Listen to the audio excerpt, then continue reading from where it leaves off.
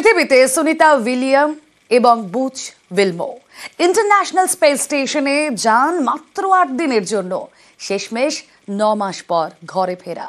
৪ নভশ্চরকে নিয়ে ভারতীয় সময় ভোর ৩:২৭ আমেরিকার ফ্লোরিডা উপকূলের কাছে অবতরণ আটলান্টিকে splash down ক্যাপসুলের।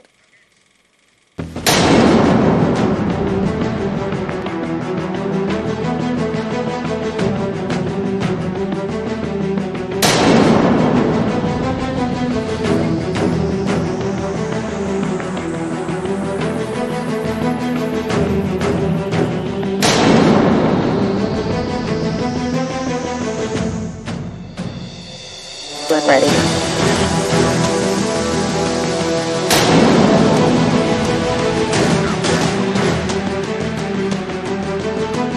Like we said before, things moving to plane, and there you see it on your screen. Deployment of the parachute. PM Pacific time this afternoon, and there we go. We have visual on 4 healthy mains. moving to slow the Dragon capsule down.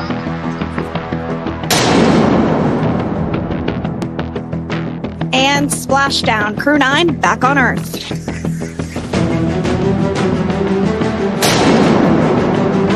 Make its way over to the capsule. These fast boats. SpaceX is go for recovery personnel to approach. Expect personnel along. There it goes.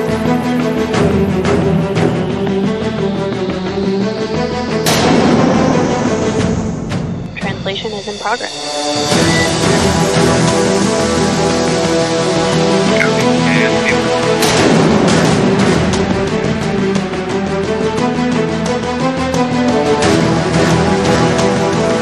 And there you have it. The side hatch is open for the first time. We do see Crew 9, some happy waves, smiles all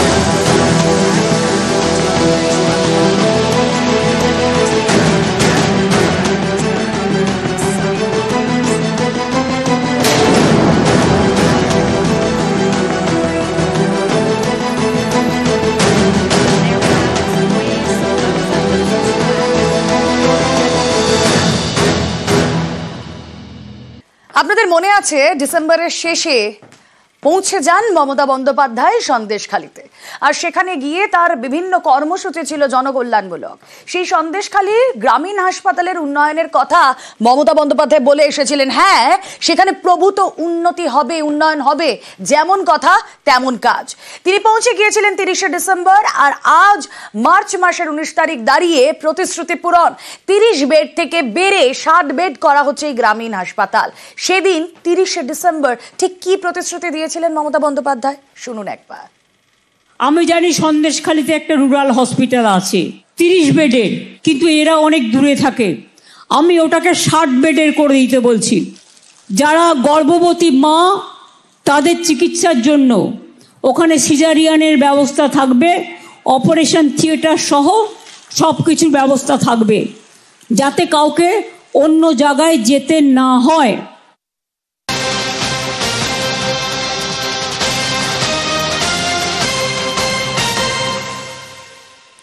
আপনাদের জানিয়ে রাখি, ৮ কোটি টাকা খরচ করে হাসপাতালের উন্নয়ন। গত ডিসেম্বরে মমতা বন্দ্যোপাধ্যায় যে ঘোষণা করেছিলেন আপনাদেরকে শোনালাম। সন্দেশখালী গ্রামীণ হাসপাতালের উন্নয়ন, 30 বেড বিশিষ্ট এই হাসপাতাল এবার বেড়ে হচ্ছে 60 বেডের। ৮ কোটি টাকা খরচ করে হাসপাতালের প্রভূত উন্নয়ন।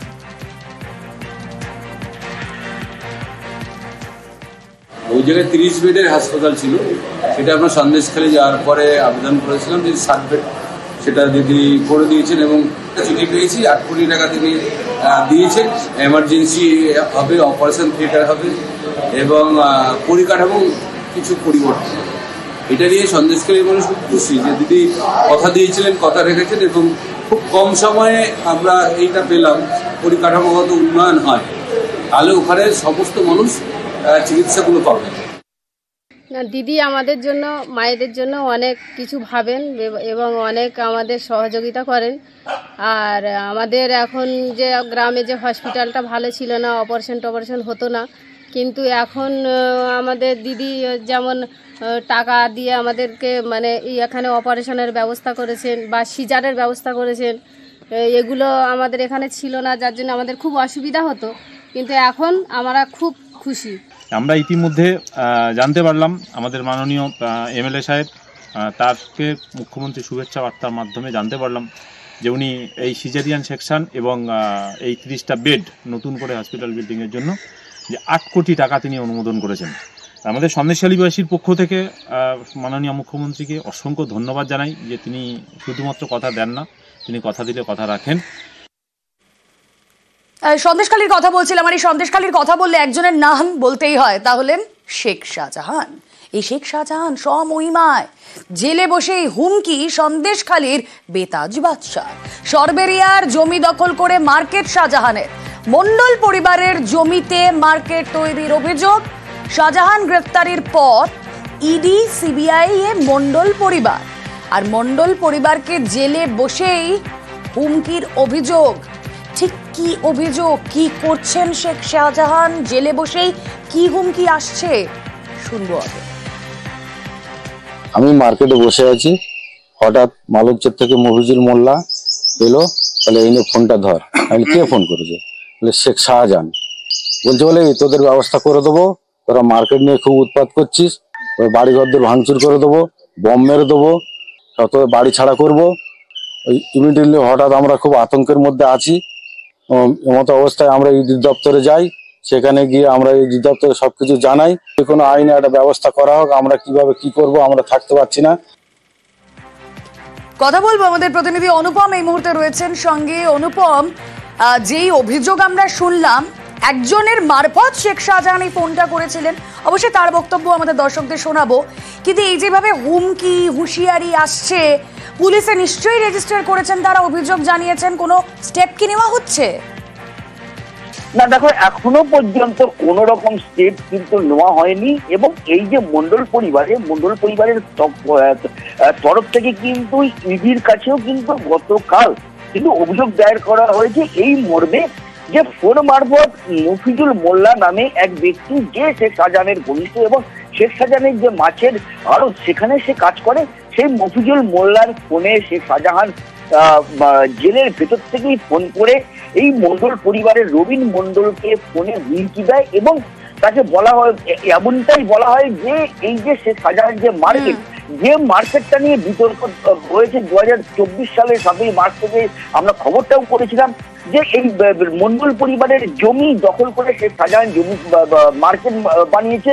সেই শাহজাহানের মার্কেটটা নিয়ে এই মন্ডল পরিবার ইডি দপ্তরে যাচ্ছে, সিবিআই দপ্তরে যাচ্ছে, এইটা যেন তারা না যায়, বেশি বাড়াবাড়ি করলে তাদের বাড়ি ভাঙচুর করা হবে, তাদেরকে মানে যারা ভুক্তভোগী তারা যখন আধিকারিকদের কাছে যাচ্ছেন কেন্দ্রীয় তদন্তকারী সংস্থার, সে খবর শাহজাহান পেয়ে যাচ্ছে এবং তারপর হুমকি হুঁশিয়ারি আসছে। এই যে বললাম, এর মধ্যে একজন মধ্যস্থতা করছেন, আসলে যার মাধ্যমে ফোন এসেছিল, এই যে মফিজুল, তার সঙ্গেও যোগাযোগ করেছিলাম আমরা, তার কি রিয়াকশন শুনুন।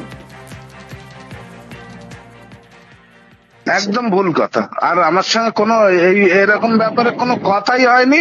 টোটাল আপনার ফালতু মিথ্যা অপবাদ দিয়ে কোনো লাভ সম্পূর্ণ ভিত্তি। এবার একটা অন্য ছবি দেখাই। বিধানসভার আঁচ গিয়ে পড়ল রাজপথে। বারুইপুরে সম্মুখ সমরে তৃণমূল বিজেপির বারুইপুর অভিযান, আর তাতে ব্যাপক উত্তেজনা। শুভেন্দু অধিকারী বিরোধী দলনেতা নেতৃত্বে জমায়েত মিছিল বিজেপির। শুভেন্দুদের গো ব্যাক স্লোগান তৃণমূলের। শুভেন্দু অধিকারীকে কালো পতাকা দেখানো হলো, শুভেন্দু অধিকারীর গাড়িতে লাঠি পেটার অভিযোগ উঠল। বিজেপি তৃণমূল স্লোগান পাল্টা স্লোগান, উত্তপ্ত রাজপথ।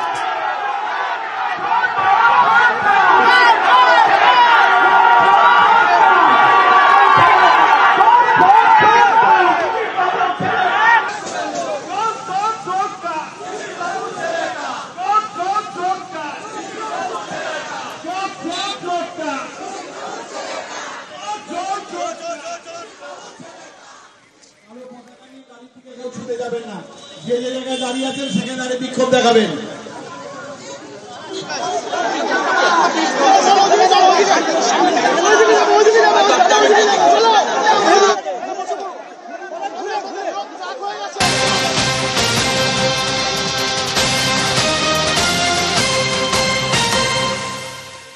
অধিকারীর আজকের এই অভিযান আর তারপর আবারও অভিযানের ডাক, আবারও আন্দোলনের ডাক। 27শে মার্চ এসপি অফিস অভিযানের ডাক বিরোধী দলনেতার। শুভেন্দুকে পাল্টা কটাক্ষ তৃণমূলে।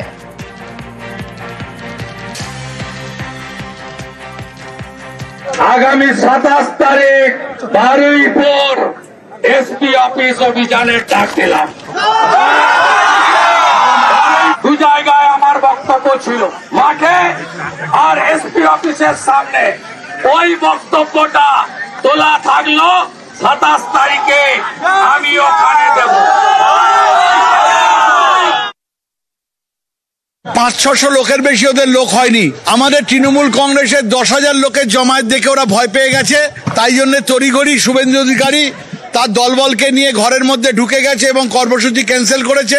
যদি কোনো সাংবাদিকের ভিডিও ফুটেজে দেখাতে পারে যে তার গাড়িতে কোনো হামলা হয়েছে কিংবা ঢিলছোড়া হয়েছে, তাহলে আমরা দায় মাথা পেতে দেবো। আগামীকাল আমাদের কর্মসূচি আমাদের থাকবে। ওরা তো এই রাস্তার মধ্যে গেছে, তাই রাস্তাটাকে অপবিত্র করেছে, তাকে ধুয়ে দিতে হবে।